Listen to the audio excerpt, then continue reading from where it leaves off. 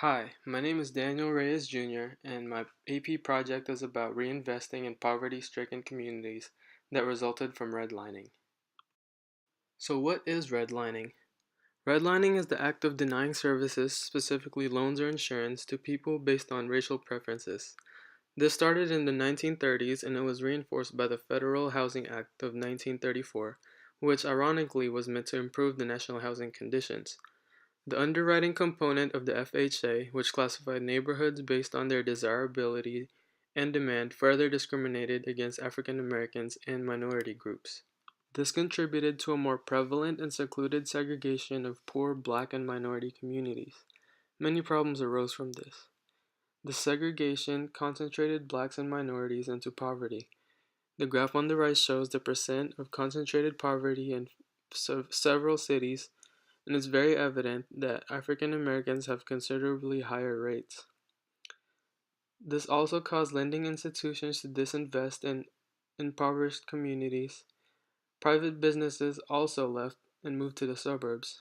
Along with that, poverty-stricken communities received less funding, which affected performances in the school system. African Americans and minorities had few resources aside from their jobs and their regular means of income, since banks and other lending institutions often refused to provide them loans. When loans were provided, they usually had high interest rates or high down payment rates. These predatory loans were specifically designed to keep the borrowers within the poverty cycle.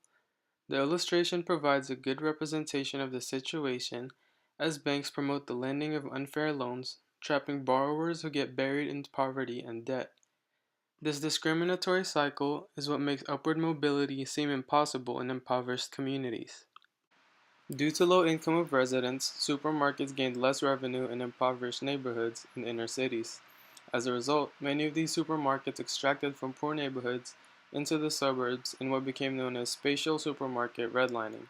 This created tremendous impact on the communities as food insecurities increased. Between 2000 and 2002, 7.6% of households had food insecurities. It increased to 11.4% between 2007 and 2009, which was an increase of 33%. This limited access to healthy and affordable foods in poor neighborhoods. The lack of healthy foods led to increased consumption of unhealthy food alternatives, such as fast food. This worsened many health issues like obesity as a result. A study in 2012 based in Connecticut pointed out an increase in childhood obesity. 37% of all preschoolers were either overweight or obese based on Center for Disease and Control and Prevention Body Mass Index. The graph on the right also shows statistical evidence about the correlation of poverty with obesity. Schools in impoverished communities had less government funding compared to schools in wealthier communities. As a result, schools in poor neighborhoods were often undersupplied. There was also an uneven distribution of well-qualified and experienced teachers. According to a study, there's a difference of over $8,000 on high school teacher salaries between schools with highest and lowest Black and Latino students enrolled in New York City. As more experienced teachers moved to wealthier locations to work in schools that provide better pay, more inexperienced teachers were left to teach in poor communities.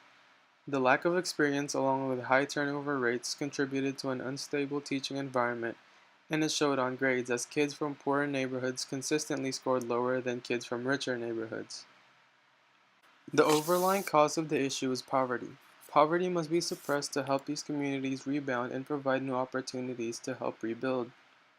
A potential means for suppressing poverty is by increasing welfare. This would help people who are below the poverty line because they'd have more money to pay for necessities like rent, food, and utilities, among other bills. The increase in financial capabilities will also make them more likely to be eligible for loans to start investments like buying homes or starting businesses. Fraud, which costs the government millions of dollars annually, along with the inevitable misuse of welfare money on addictions for some people, raises caution, but maybe a more accurate way of identifying people who truly need welfare would make the situation more efficient.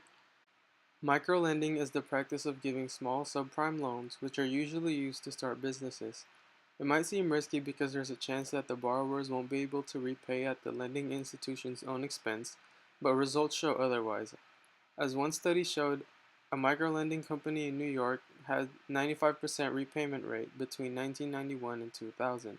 This resulted in higher income and business profitability for the people who took out loans. Microloans have helped individuals establish local businesses that benefit themselves and the communities as well by bringing in commerce. Microloans are promising because they can help create new opportunities through small loans when conventional banks aren't willing to provide them. The problems from redlining affects different facets of the community that result in poverty.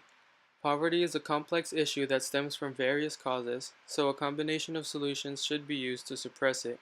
The proposed solutions could add financial mobility through the increase of welfare, while new opportunities could be created through microloans.